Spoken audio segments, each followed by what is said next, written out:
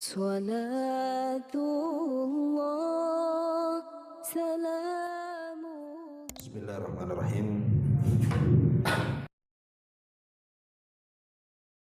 Warahmatullahi wabarakatuh.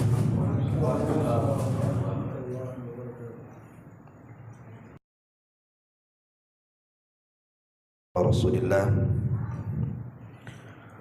wa ala alihi wa sahbihi wa mawalah wa la hawla wa la quwwata illa billahi wa ba'du. Alhamdulillah, segala puja dan puji hanya milik Allah Subhanahu wa ta'ala. Salawat dan juga salam kita hadiahkan kepada Rasul kita Nabi besar Muhammad sallallahu alaihi wa ala alihi wasallam. Kita masih melanjutkan kajian kita, masih membahas tafsir surah Al-Infitar, dan kita masuk pada ayat ke-13 dan seterusnya. A'udzubillahi minasyaitonirrajim. Bismillahirrahmanirrahim. Innal abrara lafi na'im wa innal fujjara lafi jahim yaslaunaha yawmaddin wa ma hum anha bighaibin wa ma adraka ma yawmuddin thumma ma adraka ma yawmuddin yauma la tamliku nafsun li nafsin syai'a wal amru yauma idzilillah. Sesungguhnya orang-orang yang berbuat baik, benar-benar mereka di dalam sorga yang penuh dengan kenikmatan. Dan sesungguhnya orang-orang yang durhaka, mereka benar-benar berada dalam neraka jahim. Mereka memasukinya pada hari pembalasan. Mereka tidak mungkin keluar dari neraka. Tahukah engkau apa hari pembalasan itu? Kemudian tahukah engkau apa hari pembalasan itu? Yaitu hari ketika seseorang tidak berdaya menolong orang lain sedikit pun. Segala urusan pada hari itu adalah milik Allah Subhanahu wa ta'ala.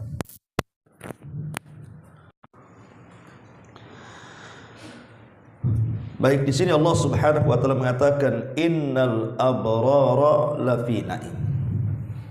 Sesungguhnya al-abrar sungguh di dalam kenikmatan. Apa itu al-abrar? Ma'asyiral muslimin wal muslimat rahimani wa rahimakumullah. Jadi al-abrar itu adalah jamak daripada birrun. Yang dimaksud birrun itu artinya orang yang melakukan kebaikan. Dan abrar itu artinya orang yang mulazimatul birr, orang yang senantiasa melakukan kebaikan dan tidak berhenti melakukan kebaikan. Itulah makna al-bar. Maka disebutkan bahwa asal kalimat al-bar secara bahasa itu minal al-ittisa. Ittisa itu artinya luas.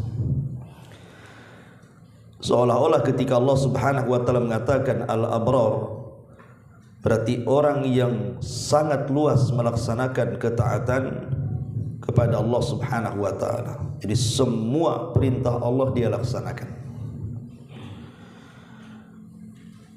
Ada juga yang mengatakan al-abrar adalah alladzina barrullaha tabaraka wa ta'ala bi ta'atihim iyyahu wa khidmatihim lidinihi hatta ardahu faradiya anhu. Jadi al-abrar, mereka adalah orang-orang yang berbuat baik kepada Allah dengan cara mentaati hanya kepadanya, dan berkhidmat untuk memperjuangkan agamanya sampai mereka mendapatkan keridhaan Allah Subhanahu wa taala. Dan ada juga yang mengatakan al-abrar artinya al-anbiya, mereka para nabi, was-salihun, dan mereka orang-orang soleh. Ada juga yang mengatakan al-abrar adalah al-mu'minun, as-sadiquna fi imanihim, al-muti'una li rabbihim. Jadi abrar artinya orang-orang yang beriman, yang jujur keimanannya, yang senantiasa mentaati Rabbnya. Itulah makna al-abrar yang disebutkan oleh para ulama tafsir. Kesimpulannya di sini berarti al-abrar itu ada dua kelompok. Kelompok yang pertama yang disebut dengan as-sabiqun as-sabiqun, yang Allah sebutkan dalam surah Al-Waqiah. Makanya Allah Subhanahu wa taala mengatakan as-sabiqun as-sabiqun ulaikal muqarrabun fi jannatin na'im thullatun minal awwalin wa qalilun minal akhirin. Jadi kelompok yang pertama mereka adalah as-sabiqun atau disebut dengan muqarrabun. Muqarrabun itu artinya orang yang sangat dekat dengan Allah. Dan orang-orang yang seperti ini di zaman salaf banyak, tetapi di zaman khalaf, di zaman sekarang sangat sedikit sekali orang-orang yang betul-betul dekat dengan Allah Subhanahu wa taala. Karena mereka adalah para nabi, mereka adalah para sahabat yang betul-betul dekat dengan Allah Subhanahu wa taala. Kemudian di bawah itu kelompok yang kedua, itulah yang disebut dengan al-muqtasid. Al-muqtasid itu pertengahan, atau disebut dengan ashabul maimanah, kelompok kanan, di mana derajat mereka di bawah para nabi. Mereka lah orang-orang saleh, mereka lah yang kemudian disebut dengan abrar. Yang paling banyak di zaman sekarang ya tingkatan kedua. Karena tingkatan pertama mereka adalah para nabi atau para sahabat gitu ya, atau para salafun saleh. Tetapi kalau muqtasid pertengahan ini, itulah yang disebut dengan orang-orang saleh, orang-orang yang mulazamatu albir, yang tidak lepas dengan kebaikan. Dan kebaikan itu kan banyak. Kebaikan itu banyak, menolong orang ya kebaikan. Kemudian juga bersedekah sebuah kebaikan, birrul walidain kebaikan. Pokoknya kebaikan itu luas. Lah di antara sifat-sifat abrar ini juga disebutkan di dalam beberapa ayat dalam Al-Qur'an. Di antaranya adalah surah Al-Insan ayat 9 dan seterusnya. Allah Subhanahu wa taala mengatakan yufuna bin nadri wa yakhafuna yawman kana syarruhu mustatira, sampai kepada ayat wa yut'imuna at-ta'ama ala hubbihi miskinan wa yatiman wa asira. Di antara sifatul abrar, sifat orang-orang yang berbuat baik, sebagaimana Allah mengatakan dalam surah Al-Insan ayat 9, mereka adalah orang-orang yang menepati nazar mereka. Dan mereka orang-orang yang takut akan sebuah hari yang keburukannya menyebar. Maksudnya hari kiamat. Kemudian di antara sifatnya adalah mereka orang-orang yang yut'imunat ta'am, orang-orang yang suka bersedekah makanan kepada fakir dan miskin, ala hubbihi, karena kecintaannya, miskinan wa yatiman wa asira, baik sedekah kepada orang miskin, baik sedekah kepada anak yatim atau kepada tahanan perang. Lah ini diantara sifat-sifat al-abrar. Kemudian juga Allah Subhanahu wa taala juga menyebutkan tentang sifat al-abrar adalah lan tanalul birra hatta tunfiqu mimma tuhibbun. Kalian tidak mungkin sampai ke level al-abrar atau al-bir sampai bisa menafkahkan harta yang paling kalian cintai. Itu di antara sifatnya juga. Kemudian pernah juga kita bahas ayat laisal birra an tuwallu wujuhakum dan seterusnya, dan itu sudah kita bahas. La Hasan Al-Basri rahimahullahu taala, seorang ulama tabi'in, ketika menjelaskan mana al-abrar, kata Hasan Al-Basri, innahumul ladzina la yu'dzuna adh-dharra fala syakka anna alladzi la yu'dzil adh-dharra lan yu'dhiya az-zawjata walal jar wala ghairuhu minan nas. Kata Hasan Al-Basri ketika menjelaskan tentang sifat al-abrar, mereka adalah orang-orang yang tidak pernah menyakiti binatang walaupun kecil. Lah orang yang memiliki rasa sayang kepada binatang dan tidak akan menyakiti mereka kecuali binatang yang menyakiti dia. Kalau tidak menyakiti, ya tidak akan disakiti. Orang-orang yang tidak suka menyakiti binatang-binatang walaupun kecil, maka secara otomatis kata Hasan Al-Basri, pasti dia tidak mungkin menyakiti pasangannya, pasti tidak mungkin menyakiti tetangganya, pasti tidak mungkin menyakiti manusia yang lainnya.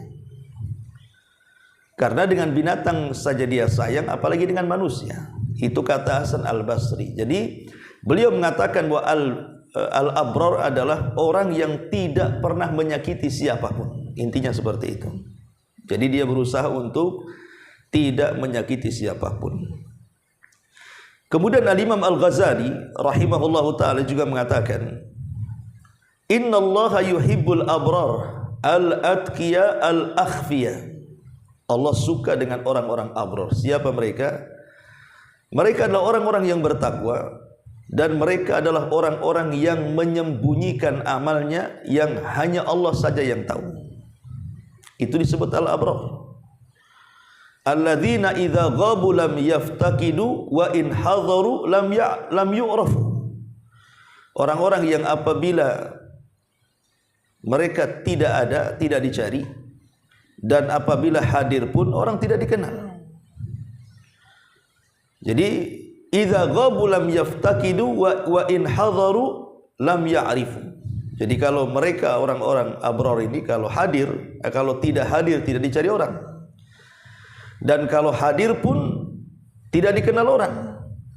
Karena qulubuhum masabihal huda yakhrujuna min kulli ghabra'in madlamati. Di mana hati-hati mereka seperti lampu-lampu penerang hidayah, mereka keluar dari kegelapan menuju hidayah. Jadi Imam Ghazali seolah-olah ingin mengatakan, jadi orang-orang abrar itu orang-orang yang ikhlas, gitu maksudnya. Setiap beramal itu tidak perlu manusia tahu. Orang-orang yang senantiasa beramal karena Allah Subhanahu wa taala. Nampaknya saja orang biasa, tapi sebenarnya amalnya luar biasa. Cuman kita tidak tahu saja. Nah, itu disebut orang-orang abrar. Jadi dari kesimpulan semuanya dan banyak definisi al-abrar, intinya bahwa al-abrar itu orang yang senantiasa tidak berhenti untuk melakukan kebaikan. Apapun yang bisa dia lakukan, dia lakukan. Pamannya antum pulang dari sini ke rumah, nampak di jalan ada duri dan ini membahayakan orang, ambil, buang. Apa susahnya? Ada tetangga yang berhajat kepada kita dengan tenaga kita dan waktu kita, luangkan kalau memang itu ada waktu dan tenaga. Ya, apa salahnya kan itu ya. Jadi di depan dia ada kebaikan, langsung dia laksanakan. Itulah disebut al-abrar. Kemudian Allah Subhanahu wa taala mengatakan la fi naim. Kalimat fi itu artinya di dalam. Berarti diliputi dengan nikmat, baik di dunia ataupun di akhirat. Jadi orang yang selalu berbuat kebaikan itu pasti akan mendapatkan nikmat di dunia dan pasti akan mendapatkan nikmat di akhirat. Adapun nikmat di dunia bisa saja mungkin berupa ketenangan hati, berupa kesehatan, berupa kecukupan. Saya kenal ada orang yang secara ekonomi itu Masya Allah ya, mungkin di bawah rata-rata, tetapi saya lihat ibadahnya luar biasa dan hidupnya senang ya, padahal kalau saya lihat tuh di bawah kemiskinan sekali. Padahal dia sudah tua, orang tuanya pun sudah tua, dan masya Allah gitu, tidak ada penyakit, seolah ya nampaknya tidak ada penyakit gitu ya. Walaupun sudah tua itu kayak seolah-olah masih muda gitu. Karena ada orang-orang miskin itu yang sehat walaupun sudah tua, tapi banyak orang kaya yang masih muda, kayaknya sudah letoy bahasa kita kan. Lah itu sebuah nikmat, diberikan kesehatan sampai dia tua. Dan hidupnya juga subhanallah, anak-anaknya juga nurut-nurut, soleh dan solehah. Itulah kenikmatan dunia sebenarnya. Tapi kalau ada yang mengatakan bahwa ada juga ustaz orang itu maksiat kepada Allah Azza wa Jalla, tetapi kok usahanya lancar-lancar jaya kan gitu. Kita katakan jangan salah paham. Orang yang diberikan keleluasan oleh Allah Subhanahu wa taala di atas kemaksiatannya itu hanya sekedar istidraj saja. Itu istidraj. Istidraj itu sengaja Allah Subhanahu wa taala mudahkan semuanya dari segi dunia, padahal dia bermaksiat kepada Allah, sampai pada waktunya Allah akan mengadab dia. Itu disebut istidraj namanya. Jangan tertipu kan itu. Tetapi ada juga orang-orang kaya yang terkadang kita cemburu. Saya masih ingat waktu di Yaman. Jadi anak-anak mahasiswa di Yaman itu kalau Ramadan mereka selalu ke ibu kota, karena biasanya Ramadan itu cuti, nggak ada pelajaran, nggak ada daras. Jadi daripada di markas, jadi mereka ke kota, ke Son'a gitu kan, ya untuk perbaikan gizi lah mungkin. Karena orang-orang kaya di Yaman itu mereka kalau Ramadan itu nampak karomnya, nampak dermawannya itu. Jadi kalau kita sholat di masjid ketika menjelang maghrib itu, nanti diberikan buka puasa, kemudian setelah maghrib itu orang kaya sudah berjubel tuh di pintu masjid itu, kemudian nyeret-nyeret kita, ayo ke rumah gitu ya. Nah, subhanallah, kalau ke rumah mereka itu luar biasa, pokoknya masuk lapar, keluar nggak bisa jalan, kenyangnya ya, dan segala macam makanan ada. Dari mukodimahnya, kadang-kadang tertipu, kita kenyang dulu mukodimahnya, setelah makanan intinya keluar yang enak udah kenyang. Aduh, ini ngeprank ini orang kaya. Ya. Jadi, tapi ada satu orang kaya itu masya Allah, kaya raya, dia punya bank, kemudian perusahaannya banyak, bahkan Indonesia juga punya, ada perusahaan dia itu. Ya. Tapi sholat malamnya tidak pernah tinggal tuh orang kaya satu. Jam 3 itu sudah sholat malam dia. Jam 3 itu sudah sholat malam. Dan dia hafal Quran. Ya, jadi setelah sholat malam, kemudian dia minta disimak hafalannya. Kemudian orang dengerin gitu kan. Kira-kira 1 jam, sudah kira-kira mungkin 30 menit mendekati subuh. Itu orang miskin dari mana-mana datang bawa proposal tuh. Ngantri itu setiap malam itu, kalau nggak safar beliau ya. Pokoknya saya lihat itu bisa sampai 100-200 orang yang ngantri itu. Dengan hajat masing-masing lah ya kan. Ada yang berhajat mungkin pengen ngobati anaknya, butuh biaya, ada yang macam-macam hajatnya. Subhanallah itu. Nanti menghadap, dikumpulkan kertasnya itu. Dia hanya tanda tangan itu saja. Ya, tapi tanda tangannya berharga karena dia punya bank. Jadi proposal itu cukup nanti sabit tanda tangan, nanti dikasih nominal berapa, nanti sudah siangnya datang ke bank ditebus itu duit itu, langsung dapat duit setiap malam kalau dia tidak safar itu. Memang kaya betul, kaya raya itu. Coba bayangkan, sudah kaya, rajin sholat malam, hafal Quran, rajin sedekah, kurang apa lagi coba orang kaya kayak gitu tuh. Biasanya kan orang-orang kaya itu bakhil kan itu. Mereka terlena dengan kekayaannya. Biasanya orang kaya itu ahli maksiat kebanyakan. Tapi ada orang kaya seperti itu, kita cemburu dengan orang-orang yang seperti ini. Tapi ada orang miskin, ya sudah miskin ya jadi preman. Gak pernah sholat kan itu. Bakhil, jadi perampok. Ini gimana? Ada sengsara di dunia, sengsara di akhirat kan. Artinya bahwa innal abrara lafi naim. Sesungguhnya orang-orang yang abrar, yang senantiasa berbuat kebaikan itu sungguh berada dalam kenikmatan. Tapi sebaliknya lihat Allah Subhanahu wa taala mengatakan wa innal fujjar lafi jahim. Tapi orang-orang fajir benar-benar berada dalam neraka jahim. Ada dua istilah yang kita kenal dalam dunia kejahatan dalam Islam itu, ada namanya fajir, ada namanya fasik. Ada orang fajir, ada orang fasik, kan itu. Apa perbedaannya orang fajir dengan orang fasik di sini? Sebagian para ulama ketika membedakan antara fajir dengan fasik itu, adapun fasik huwa al-khuruju min ta'atillahi bikabiratin. Jadi orang fasik itu adalah orang yang keluar dari ketaatan kepada Allah karena melakukan dosa besar. Dia keluar dari ketaatan karena melakukan dosa besar, itu disebut fasik. Adapun orang fajir atau disebut dengan fujur adalah al-imbi'atsu fil ma'asi wat tawassu'u fiha. Tetapi orang fajir atau disebut dengan sahibul fujur itu, dia selalu membangkitkan kemaksiatan dan meluaskan maksiatnya. Jadi kalau orang fasik itu boleh jadi sekali dua kalilah dia melakukan dosa besar, kan itu. Ini kalau orang fajir itu terus-terusan dia. Dari satu dosa ke dosa yang lainnya, dari dosa yang lainnya ke dosa yang lainnya.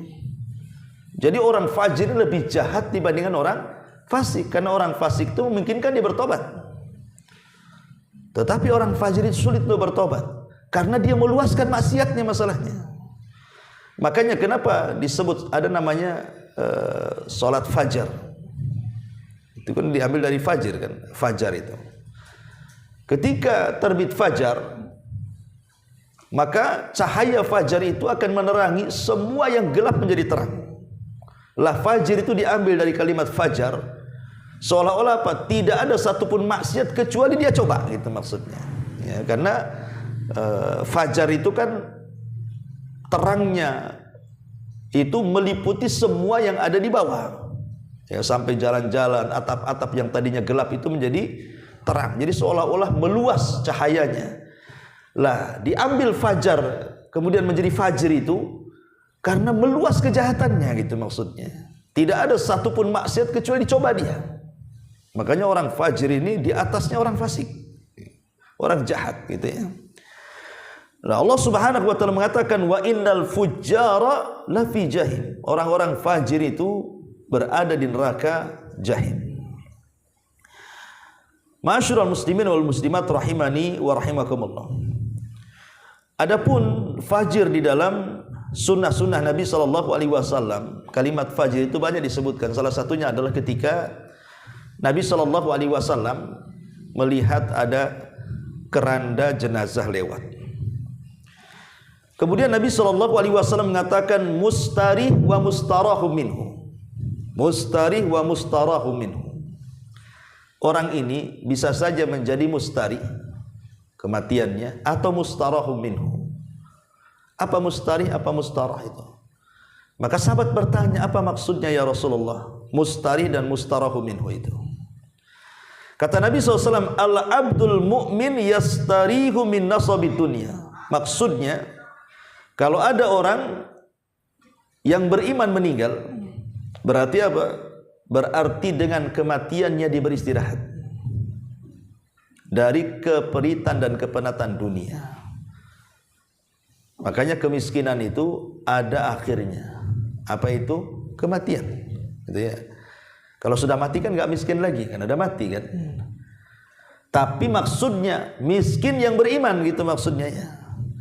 Maka kalau dia miskin dan beriman kepada Allah Azza wa Jalla, dengan kematiannya selesailah kemiskinannya, selesailah kefakirannya, dan akan diganti permulaan dengan kenikmatan yang tidak ada tara, nikmat kubur nanti sampai ke surga, kan itu.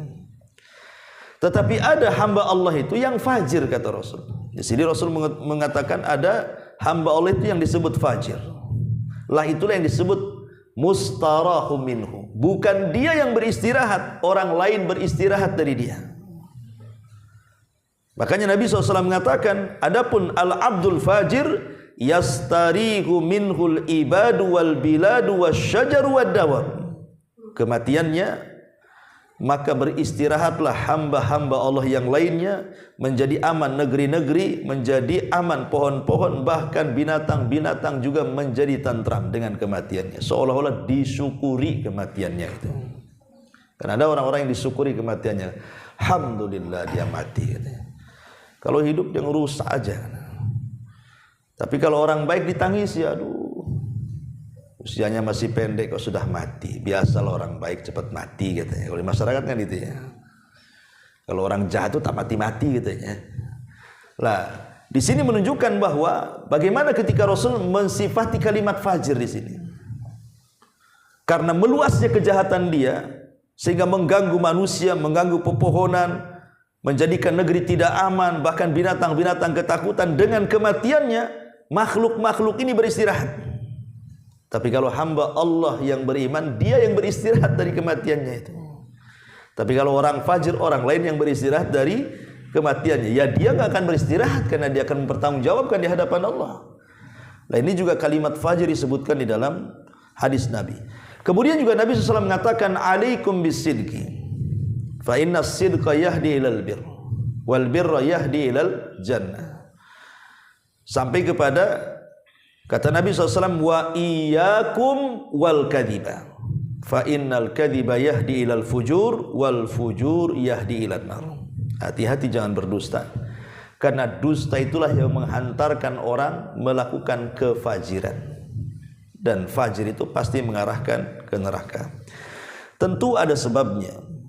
Apa sih yang menyebabkan orang itu berlaku fajir? Pertama, kita menyebutkan tentang bahayanya orang berlaku fajir itu. Pertama, kharabun lil mujtama li kathratil adzafi. Biasanya orang fajir itu menghancurkan masyarakat. Menghancurkan masyarakat orang fajir itu kan. Orang mabuk, orang suka kelahi, tawuran kan itu ya. Itu juga pokoknya semua narkoba dan macam-macamnya. Itu biasanya menghancurkan masyarakat karena banyaknya adza. Banyaknya gangguan yang ditimbulkan oleh mereka. Ini yang pertama. Yang kedua, inhitatu akhlaqil mujtama, menghancurkan akhlak di masyarakat. Bahaya orang fajir ini bisa menghancurkan akhlak di masyarakat. Kemudian yang ketiga, yuhbitul amal wa tariqun musilul linnar, bisa membatalkan amal saleh dan boleh jadi bisa menjadi jalan menuju neraka Allah, sebagaimana Rasul mengatakan, wa innal fujur yahdi ilan nar, dan fajir itu akan mengarahkan ke neraka. Kemudian yang keempat, min akhbasi khisalin nifaq, fajir itu seburuk-buruk sifat kemunafikan. Ketika Rasul menyebutkan 4 alamat munafik, salah satunya Rasul mengatakan apa? Idza khasama fajara, apabila dia khasam. Khasam itu maksudnya bertengkar, maka dia berlaku fajir, melampaui batas. Tahu dia salah tapi dia terus membela diri. Nah, itu namanya fajir namanya. Kemudian juga yang adapun sebab-sebabnya kenapa orang berlaku fajir, tentu yang pertama dhaful iman, karena lemahnya iman. Lemahnya iman sehingga orang bisa berbuat jahat. Karena iman bertambah itu karena ketaatan, dan iman berkurang itu karena kemaksiatan. Jadi lemahnya imanlah ini yang membangkitkan orang berlaku jahat. Kemudian al-ghadab, karena kemarahan. Betapa banyak orang gara-gara marah membunuh. Betapa banyak gara-gara orang marah menceraikan. Betapa banyak gara-gara orang marah yang tadinya teman menjadi kawan. Dan begitu seterusnya. Kemudian yang ketiga, al-kadhib, dusta. Gara-gara dusta akhirnya apa? Orang tidak bersalah jadi bersalah. Contoh dusta dalam persidangan.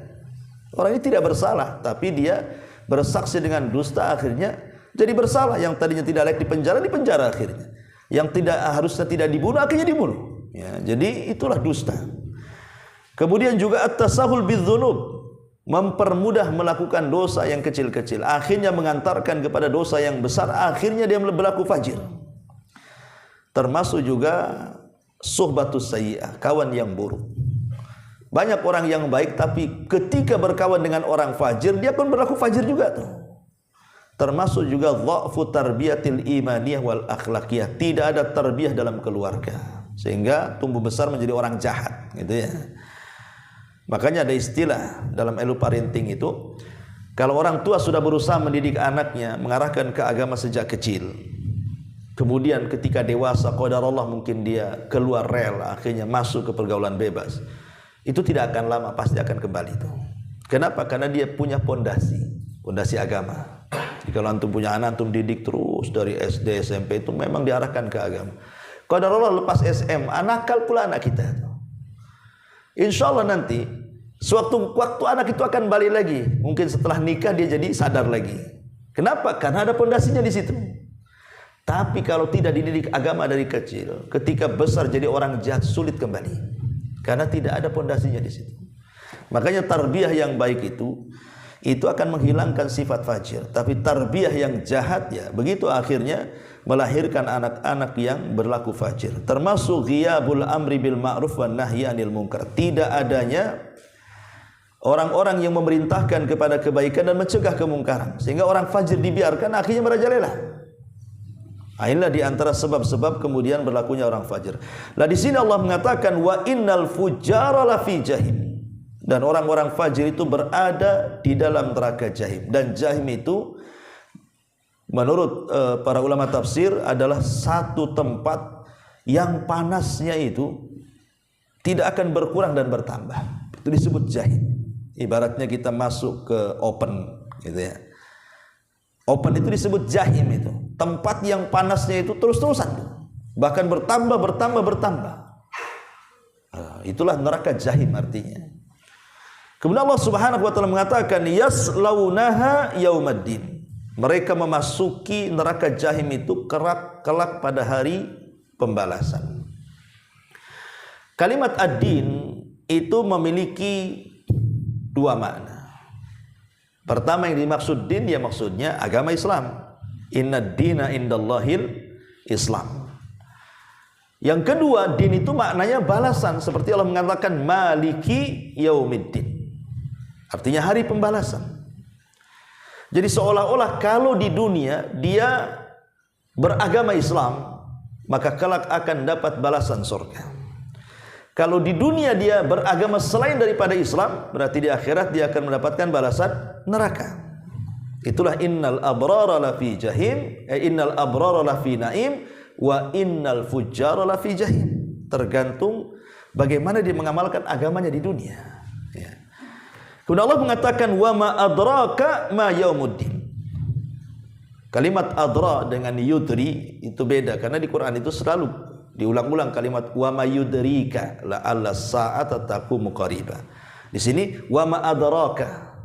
Yang satu fi'il madhi adra, yang satu fi'il mudhari yudri. Ya, ada adraka, ada yudrika. Wa ma adraka ma hiyah narun hamiyah. Al-haqqa mal-haqqah wa ma adraka mal-haqqah. Al-qari'atu mal-qari'ah wa ma adraka mal-qari'ah. Di Quran itu banyak kalimat adrak itu. Nah, tapi kalau dibuat fi'il mudhari juga banyak di Al-Quran. Wa ma yudrik. Ya. Apa bedanya adraka dengan yudri itu? Ulama mengatakan kalau adra itu sesuatu yang diketahui tapi rinciannya tidak tahu. Tetapi kalau kalimat yudri biasanya setelahnya dikasih tahu oleh Allah Subhanahu wa taala rinciannya. Sebagaimana di sini ketika Allah mengatakan wa ma adraka ma yaumuddin, tahukah kamu apakah hari pembalasan itu? Rasul tahu tentang hari pembalasan, cuman rinciannya kan tidak diberitahu. Menunjukkan bahwa dahsyatnya hari pembalasan itu karena rinciannya tidak diberitahu seperti apa, sehingga membuat orang takut akhirnya. Kira-kira apa balasan yang akan diterima dia? Nah, itulah ketika Allah mengatakan wa ma adraka ma yaumuddin. Kemudian Allah mengatakan tsumma ma adraka ma yaumuddin. Kemudian tahukah engkau apakah hari pembalasan itu? Kemudian Allah tutup ayatnya yauma la tamliku nafsun li nafsin syai'a wal amru yauma idillah.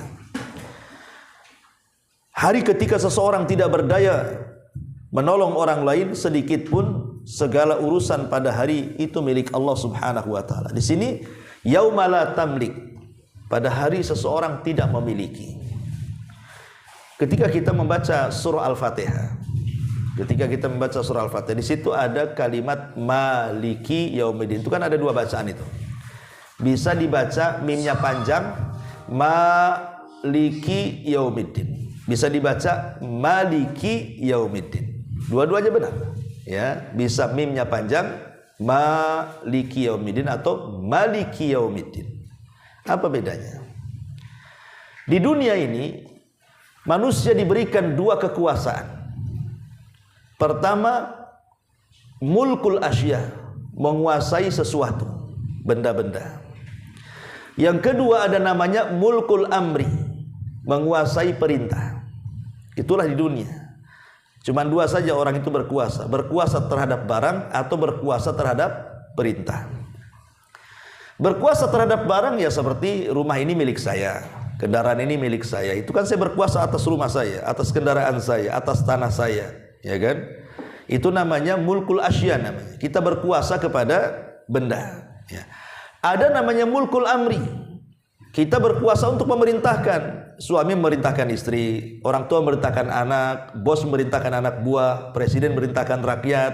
Itu namanya penguasaan perintah namanya. Lah di akhirat dua-duanya akan dihilangkan. Kita tidak memiliki apapun benda di akhirat, dan kita juga tidak memiliki perintah kepada siapapun, sampai kepada istri kita, sampai kepada anak kita. Sampai Allah mengatakan yauma yafirrul mar'u min akhihi wa ummihi wa abi wa sahibatihi wa bani likulli imri'in minhum yauma idzin sya'nun yughni. Di mana saudara lari dari saudaranya, pasangan lari dari pasangannya, orang tua lari dari anaknya, pasangan lari dari pasangannya, dan begitu seterusnya. Nggak ada berhak memerintahkan lagi. Kalau di dunia kita masih bisa perintahkan istri, orang tua bisa perintahkan anak, bos masih perintahkan anak buah. Kalau di akhirat tidak bisa. Kenapa? Karena perintah hanya milik Allah. Perintah itu hanya milik Allah. Termasuk benda-benda. Di dunia kita punya rumah, punya kendaraan, punya ini, punya itu. Ya, tapi di akhirat yuhsyarun nas yaumal qiyamati khufatan uratan ghurlan buhman. Manusia dibangkitkan itu dalam posisi tidak pakai sehelai baju pun urah. Ya. Kemudian yang kedua, kembali dikhitan, tidak dikhitan. Kenapa? Supaya lengkap hisabnya. Jangan sampai satu anggota badan hilang ketika ada hisab. Makanya dikembalikan tuh kulit yang dipotong tuh, supaya sempurna hisabnya dan semua menyaksikan anggota badannya. Ya. Makanya dikembalikan, kembali tidak dikhitan dan tidak beralaskan, artinya tidak punya sandal, nyeker. Ya. Kemudian buhman, tidak membawa harta di badan. Jadi apa yang dimiliki pada hari kiamat coba? Jangan cerita tanah, cerita rumah, cerita PT, enggak. Pakaian pun tak punya, sandal pun tak punya, harta pun tak punya. Ya, karena pada hari itu semua milik Allah Subhanahu wa taala. Makanya di sini Allah mengatakan yauma la tamliku nafsun li nafsin syai'a. Pada hari itu orang tidak memiliki sesuatu pun untuk menolong saudaranya. Jangankan menolong saudaranya, menolong dirinya sendiri aja tidak bisa. Wal amru, dan perintah itu yauma idzin lillah, itu milik Allah. Jadi manusia tidak punya benda-benda yang diakui di dunia, di akhirat diambil semuanya oleh Allah, dan manusia tidak mampu memberikan perintah karena perintah itu hanya milik Allah Subhanahu wa taala. Jangankan kita, sekelas Nabi SAW. Satu hari Aisyah radhiyallahu anha pernah memandang wajah Nabi SAW ketika tidur. Tak sadar tiba-tiba melelehkan air mata, kemudian air matanya menetes persis terkena pipi Nabi, karena Nabi tidur di pahanya. Lah sontak saja Nabi kaget karena kok ada air yang meleleh di pipinya, rupanya itu tangisan Aisyah radhiyallahu anha. Ya bangkitlah Nabi, kemudian memandang istri tercintanya, rupanya sedang menangis. Jadi Rasul bertanya kepada Aisyah, kenapa kau menangis? Dan kenapa engkau bisa meneteskan air mata? Lima tabki wa lima dumu, kata Rasul. Di sini Aisyah radhiyallahu anha mengatakan, ya Rasulullah, atadkuruna bi ahlika yaumal qiyamah. Rasul, demi Allah, ketika aku memandang dirimu, aku terkenang hari kiamat. Apakah engkau akan menolong kami, keluargamu, istrimu, kelak pada hari kiamat? Ya. Apa kau akan ingat dengan aku? Gitu kata Aisyah. Maka Rasulullah SAW mengatakan, amma fi thalathati mawatin fala yadhkur ahadun ahada. Adapun di 3 tempat, siapapun tidak akan ingat orang lain, yang diingat hanya dirinya sendiri. Adapun di 3 tempat wahai Aisyah, siapapun tidak akan mampu menolong orang. Siapapun tidak akan mengingat orang. Yang diingat hanya dirinya saja, selamat atau tidak. Termasuk Nabi SAW. Kemudian Rasulullah SAW menyebutkan 3 tempat itu. Inda tatayyurus suhub, ketika suhub diterbang-terbangkan. Orang cemas-cemas haram. Apakah dia bisa mengambil dengan tangan kanannya, ataukah dia mengambil dengan tangan kirinya, atau mengambil di balik punggungnya. Pokoknya ketika suhuf itu diterbangkan, semua manusia tidak ingat siapapun kecuali dirinya saja. Dia teringat, nih tangan mana yang akan mengambilnya. Boro-boro mau mengambilkan suhuf orang kan gitu ya. Suhuf sendiri saja belum jelas nasibnya. Ini yang pertama. Yang kedua kata Rasul, inda sirat, ketika menyeberang titian, orang tidak akan ingat siapapun. Di dunia boleh jadi kalau ada musibah, gempa, masih ingatlah keluarga itu. Masih dicari mana istrinya, mana anaknya, mana ininya. Di dunia ya. Atau terkadang juga tidak ingat. Tapi ada juga masih ingat dengan keluarga. Tapi ketika di titian itu, gak akan ingat siapapun. Yang ingat hanya dirinya sendiri. Apakah dia bisa menyeberangi atau tidak? Apakah dia akan terjatuh ke jahanam atau tidak? Itu yang dipikirkan. Ya. Kemudian yang terakhir, indal mawazin, ketika amal ditimbang, manusia tidak akan ingat siapapun, karena manusia sudah cemas-cemas harap juga apakah timbangannya berat ataukah timbangannya ringan. Ya. Kata Nabi SAW, di 3 tempat ini manusia tidak mungkin ingat siapapun, termasuk Nabi. Ya. Lah kalau Nabi SAW sekelas Nabi saja tidak ingat siapapun, gitu maksudnya ya, termasuk juga istri-istrinya, macam mana selain Nabi, begitu maksudnya. Itulah yang dimaksud yauma la tamliku nafsun li nafsin syai'a wal amru yauma idzilillah. Di mana hari itu ketika seseorang tidak berdaya menolong orang lain, segala urusan pada hari kiamat itu semua milik Allah Subhanahu wa taala. Wallahu a'lam bishawab. Ini akhir daripada pembahasan surah Al-Infitar, dan insyaallah minggu depan kita masuk pada surah At-Takwir. Wallahu a'lam bishawab. Silakan kalau ada yang mau bertanya silakan.